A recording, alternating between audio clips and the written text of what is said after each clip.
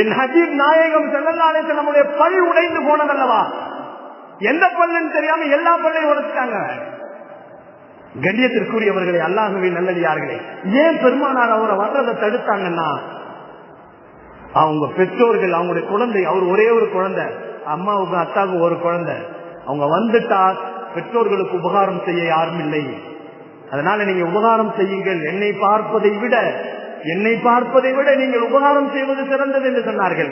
அந்த உவைசுல் கர்ணையை பார்த்த உடனே உமர் ரலியல்லாஹு அவர்களும்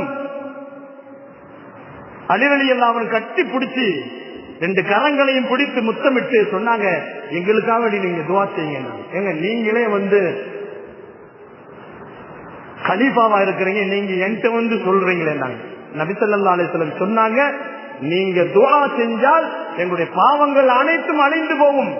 நீங்க கரத்தை நீட்டி நரகத்தில் இருக்கிறவங்க இவங்களை எல்லாம் நீ சொர்க்கத்துக்கு அனுப்ப நீங்க சொன்னால் அல்லாஹ் அனுப்பி விடுவாங்க என்று சொன்னார்கள் பெருமான் ஸல்லல்லாஹு அலைஹி வஸல்லம். அவ்வளவு தரம் உள்ளவர்கள், நீங்கள் பெற்றோர்களுக்கு உபகாரம் செய்தவர்கள், அதனால் அல்லாஹ் ஜல்ல ஷானஹு தஆலா உங்களை இவ்வளவு சிறப்பாக வைத்திருக்கிறான் என்று சொன்னாங்க.